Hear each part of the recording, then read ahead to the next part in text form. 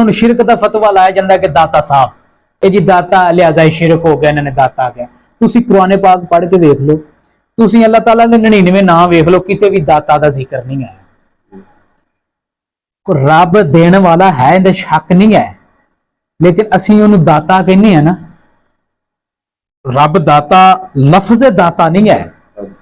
اللہ تعالیٰ دے جڑے لقب نے 99 انہاں وچ داتا لفظ نہیں ہے، لہذا شرک نہیں ہے. ہن اگر انسان نو اسی داتا کہہ چھڈیا شرک ہو گیا. باز اللہ روزی دین والا رب دی ذات ہے، داتا نہیں.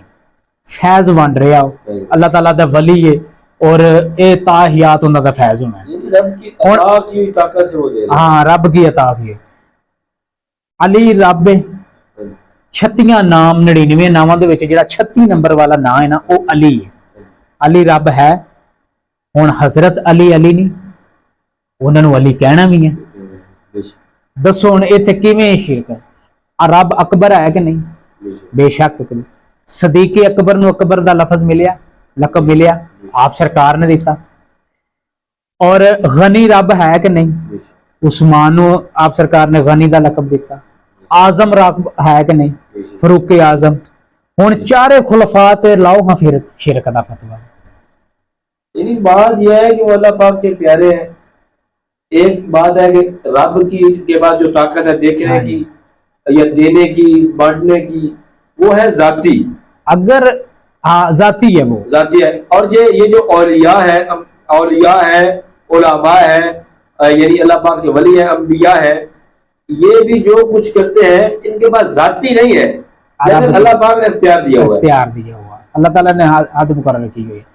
لہذا میں انہوں علماء اکرام سے گزارش کروں گا کہ گل یہ ہے کہ ہر گل تے شرک دا فتوا نہ لایا کرو.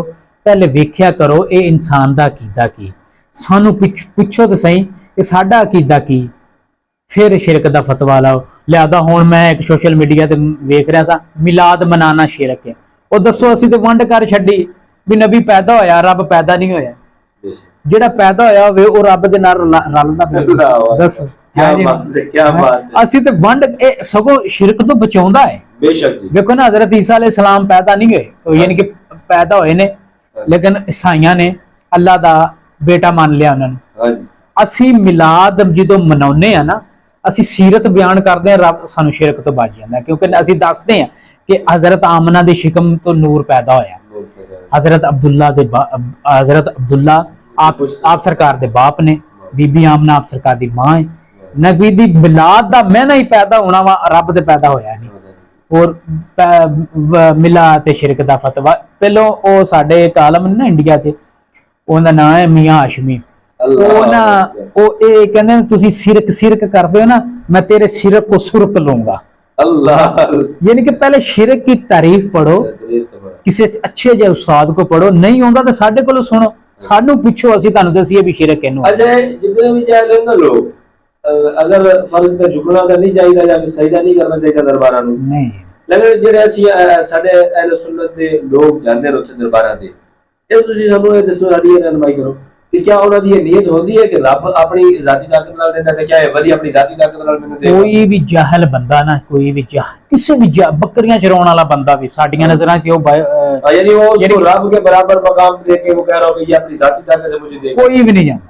یہ نیت ہوندی ہے، نیت ہوندی ہے کہ اے رب نے عطا کیتا ہے، اے رب دا بندہ ہے، ساڈا پیغام رب تک پہنچائے گا، رب تک پہنچائے گا، اور رب دی دتی ہوئی طاقت نال ساڈے تے کرم کرے، ساڈے تک کرم کرے. اے جہل تو جہل بندہ بھی دربار تے جاندا نا، اے ہو عقیدہ. باقی ہاں اگر کسی دا اے عقیدہ ہے ہاں کہ اے جی دربار والا ہی دے گا، اپنی ذاتی طاقت نال دے گا، جی کسی دا محتاج نہیں ہے، وہ بندہ مشرک ہے، اینو شرک ہے. ہاں اینو شرک ہے.